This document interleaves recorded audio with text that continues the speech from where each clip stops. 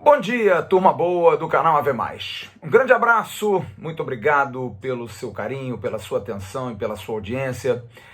Esse vídeo que é um oferecimento da 1xBet, a 1xBet que é parceira aqui do canal Ave Mais.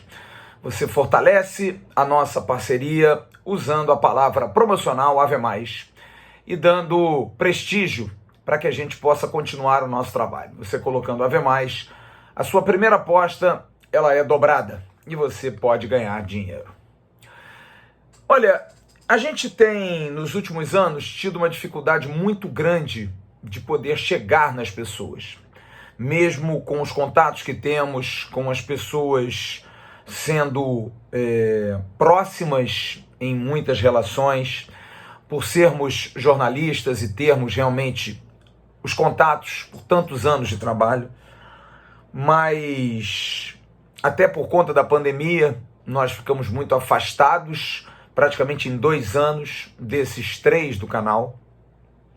De 19 tivemos um pouco mais de liberdade, em 20 acabou, em 21 uma tragédia, e entra agora o 2022. A gente teve poucas oportunidades de, por exemplo, entrevistar os técnicos do Vasco. Abel não falou no canal. Marcelo Cabo só no dia que se apresentou. Lisca não falou no canal. Fernando Diniz não falou no canal. Ramon falou antes de tudo começar, só nas coletivas. Ricardo Sapinto não deu as caras, não falava com a imprensa. Agora temos Zé Ricardo. Com a pandemia arrefecida, graças a Deus, a gente tem um pouco mais de contato.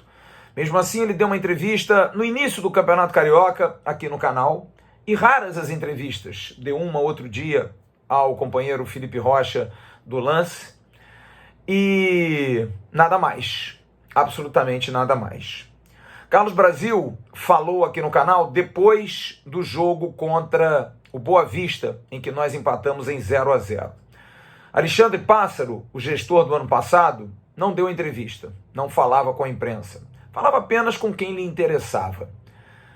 O presidente Jorge Salgado, desde que entrou na presidência do Vasco, falou conosco logo assim que entrou, deu aquela entrevista que foi muito mal repercutida pelo que ele falou, e em 2 oportunidades mais recentes, uma no café da manhã, depois que voltou do encontro com os executivos da 777, em que respondeu assuntos muito ligados à Sociedade Anônima do Futebol.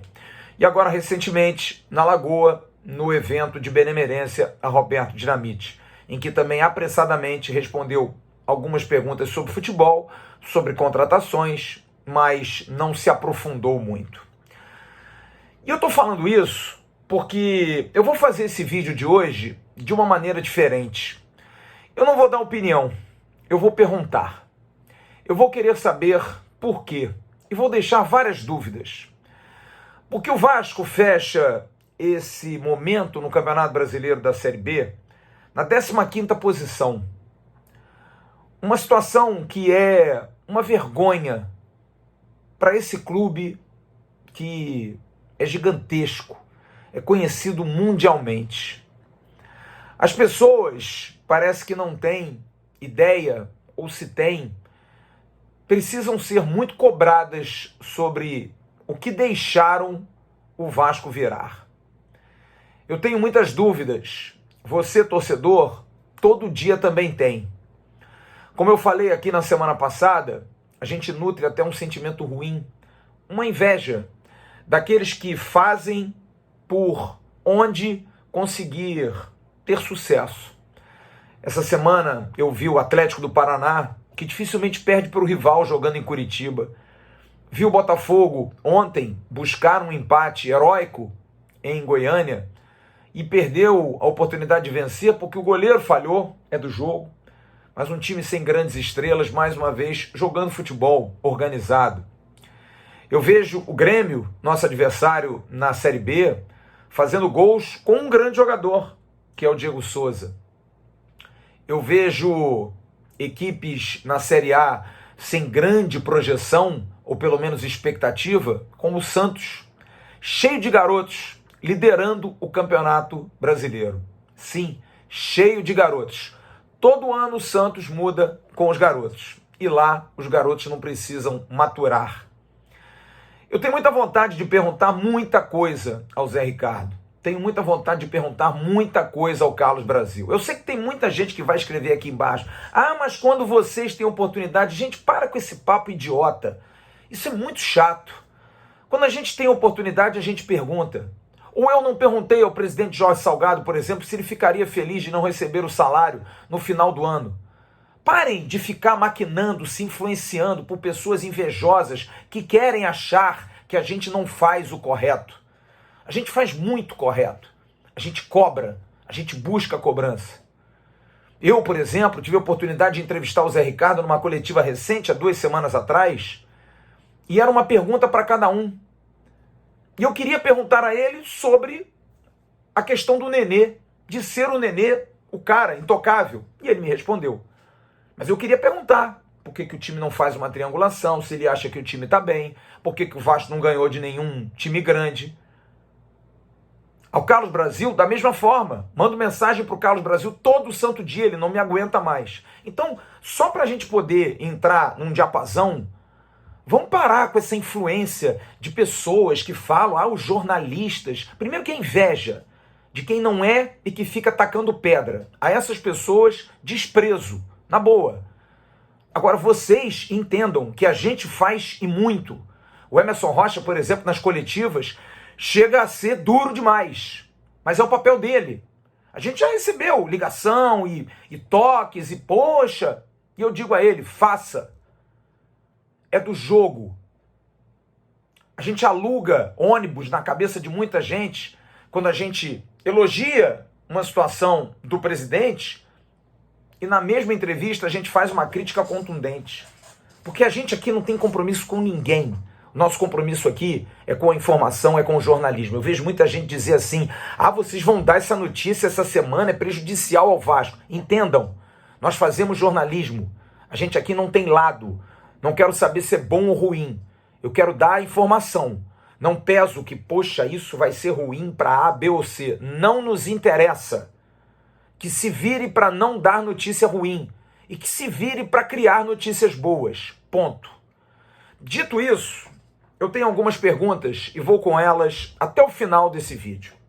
Ao técnico Zé Ricardo, por que você não tira o Nenê? Como você disse para mim, que o Nenê teria que entender que ele não jogaria todas. Você ainda não tirou em 3 jogos. Quando vai tirar, Zé Ricardo? Ou você de alguma maneira ficou intimidado por conta da atitude dele no jogo com o Vila, jogando a braçadeira de capitão no chão? Porque Léo Matos e Figueiredo fazem um ótimo jogo no último compromisso do Vasco no Carioca contra o Flamengo e não estreiam no Campeonato Brasileiro? Ao contrário, você dá chance ao Everton. Por quê?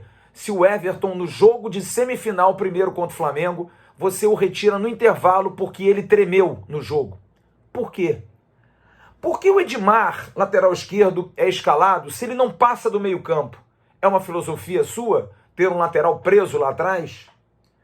Por que avalizar as contratações de Luiz Henrique, Vitinho, Isaac? E, por exemplo, quando recebe a informação de que o Vasco poderia trazer o Carlos de Penha, você tem dúvidas?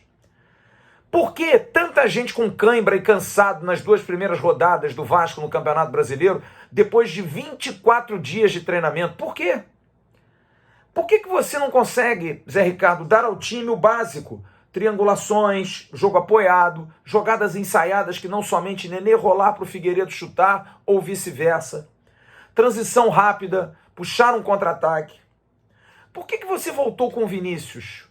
Qual a valência que motiva um treinador a colocar esse menino que está tentando desde 2020 e não dá certo? É um que não é emprestado, é um que não é tentado fazer alguma coisa com ele. Aliás, por que você botou Vinícius e Peck com campo molhado em Chapecó? Adoraria saber. Campo molhado com 2 jogadores que carregam a bola, e aí você tira o Raniel. Por quê? Que você tira o Raniel num jogo em que a bola aérea é muito boa e o seu centroavante artilheiro da temporada, apesar de não ser um grande jogador, ganha 75% dos duelos no alto. São as estatísticas, são os números. Por que não tentar, Zé Ricardo, algo mais forte ofensivamente, sem pensar em ter dois volantes? Você não abre mão dos dois volantes e dos dois laterais marcadores, defendendo com 7 e atacando com 4. Por quê? Por que 4-3-3? Por que não mudar o esquema? Ao Carlos Brasil, eu também gostaria de perguntar, quem de análise aprova Isaac, Luiz Henrique, o Everton, que não deram certo em clube nenhum, e dão aval a Bruno Nazário, que não jogou por conta da Covid no América Mineiro, Edmar, que o Bragantino não quis por conta da idade, e Raniel, que jogou pouquíssimos jogos nas temporadas 20 e 21, e o Zé Gabriel, que era chamado de Zé Delivery, que eu acho uma maldade, mas que era um jogador que o Internacional não queria ver pintado. Qual, Carlos Brasil, para a montagem de um time, esquema de jogo suporta um lateral direito de 35 anos, renovando com o Léo Matos, e um esquerdo da mesma idade? Quando se contrata, se pensa no esquema, se pensa na metodologia em campo. Por que não investir em 4, 5 ótimos jogadores, ao invés de trazer 20 jogadores que não dão retorno? Por que não se conseguiu o Amarija quando o empréstimo era um valor menor? Não é isso? Por que não se explica abertamente? Por que se apostou num alto valor, em $1,5 milhão, num jogador que é uma enorme dúvida? O Inter queria ver corrido, que ainda não estreou, que é o Carlito Palácio, vamos ver. Mas não é uma aposta muito alta? Por que os jovens do Santos, liderando o Campeonato Brasileiro, do Botafogo, do Grêmio, que joga a segunda divisão como a gente, jogam bem quando entram, mesmo em times em formação, não tão estruturados e sem estrelas para os apoiar? E no Vasco, os nossos jovens, como Gabriel Peck, Vinícius e tantos outros, demoram 3 anos para jogarem bem. Por que o contrato do Gabriel Dias é até 2023? Qual o mérito? Por que Cangá fez 3 meses de contrato? Como aceitar isso? Será que isso não foi fundamental para o jogador desistir? Você tem força de botar o pau na mesa, como gestor executivo, mudar tudo. Cobrar desempenho, cobrar mais preparação física, cobrar melhor logística. Você está fazendo isso? Se não está fazendo, por que não faz? Não faz porque talvez a sua autonomia não seja plena, Carlos Brasil, porque você não foi o primeiro a ser escolhido, porque outros vinham na sua frente, você acabou ficando? É uma pergunta que eu lhe faço. E ao presidente do Vasco? Eu tenho vários questionamentos. Presidente Salgado, por que o futebol do Vasco é uma tragédia na sua gestão? Por que o Rodrigo Caetano não recebeu um telefonema seu de volta em 2021, quando o Vasco estava contratando um executivo? Por que o senhor trouxe o incompetente do Alexandre Pássaro? Quem lhe indicou? Eu gostaria muito que o senhor respondesse essa pergunta. Por que o senhor não viu que não estava dando certo e não retirou esse profissional? Por que o senhor gostou tanto do Alexandre Pássaro, mesmo com tanta crítica? Internamente, pessoas odiavam o Pássaro, vice-presidente, diretores, gente do futebol, mas o senhor manteve, o senhor gostava. Por que o senhor gostou tanto do senhor Alexandre Pássaro? Aliás, presidente, lembrei, ele vazou quando saiu do Vasco um dossiê falando muito mal de tudo que rolava no Vasco, e que ele fez, e que ele realizou, e que ele tentou, e ficou de se ver uma apuração, uma sindicância interna. Que fim levou isso? Porque isso é um vazamento de informação, não está em contrato? Não se pode dizer que fim levou isso? Alexandre Matos, Anderson Barros, ninguém deu ok. Não foi tarde demais? Já que o time já estava eliminado da tentativa de subir, já há 3, 4 rodadas do final, já não poderia já ter dispensado todo mundo e já ter corrido atrás desses profissionais mais cedo? Não foi mais um erro de planejamento, presidente? Por que não mudou logo? Por que esperou até o final do ano? Por que não vem um vice-presidente de futebol? O Vasco não tem bons quadros para essa função? Por que o Carlos Brasil? Qual o critério para a escolha? Não foi, será que ruim para ele saber que ele ficou porque o outro acabou não sendo contratado? Qual o prestígio que ele tem, presidente? Por que o senhor não aceitou da sua direção a sugestão de nomes como Luizinho, Ricardo Rocha, Fernando Praz? Por que o senhor mandou o Vanderlei Luxemburgo embora quando o time caiu em 2021, no Campeonato Brasileiro de 2020? Por que o senhor mandou o Marcelo Cabo embora? Gostaria de saber. Por que o Lisca não deu certo, presidente? O Lisca foi tão odiado internamente. Por que? O senhor conseguiu detectar o porquê? Por que o Vasco não gastou mais dos 70 milhões do empréstimo Ponte da 777 no futebol? Só deixou para definir um valor no final. O senhor não queria gastar o dinheiro? Por quê, presidente? E aí só se conseguiu contratar o Carlito Palacios? Por que o Vasco foi 10º em 2021 e é 15º em 2022, presidente? Por que o torcedor ouve que vai contratar e não se contrata? Por que a gente vive, presidente, como o senhor disse, de milagres e zero de planejamento? E aos políticos do Vasco, muitas dúvidas que eu tenho e fiquei maturando esse final de semana. Por que não se pagou os jogadores no final de 2019, quando a gente conseguiu montar um breve time que o Vanderlei segurou, dando aos jogadores a falsa impressão de que eles iam receber? Por que não se cumpriu o que se prometeu ao Lucha? Por que Germancano foi motivo de uma briga sua, na época, presidente Alexandre Campelo, com o VP de Finanças? Por quê? Ninguém explicou até hoje. Quem tem essa versão? Será que o VP de Finanças queria pagar uma conta mais importante? O presidente, na época, queria contratar o Germancano e abdicou de pagar a Fazenda Nacional? Por quê? A gente ouve as versões e não consegue entender. Por que há 15 dias do Carioca o Vasco não tinha as licenças do seu estádio? Por que o Vasco demite bons funcionários e mantém outros há anos fazendo por merecer tal honraria? Tem muita gente que está no Vasco há muito tempo que não faz um bom trabalho, mas está lá, firme e forte. Por que no Vasco é tudo judicializado, hein? Por que se tem tanta sede de poder? Por que 5 pessoas votaram contra a benemerência de Roberto Dinamite? Por que o Vasco erra em coisas básicas de ações com seus torcedores? Por que arruma mal os seus troféus numa Kombi? Por que não tem dinheiro para passagem em 2018 para viajar para a Libertadores? Por que não tem esse dinheiro? Por que não impede a entrada de torcedores do CT em 2020 para falar de forma dura com Ricardo Sapinto? Por que leva só um segurança numa viagem, num campeonato brasileiro em pleno século XXI? Por que não se respeita o Vasco nas entidades, como aconteceu no Carioca, quando o Vasco foi tungado, foi muito mal a arbitragem? E quarta-feira a gente tem de novo um cara no VAR chamado Daniel Nobre Bins, que só pra gente ter uma lembrança, Vasco 1, São Paulo 2, Copa do Brasil com o Daronco, um gol do Juninho, que o VAR viu a mão.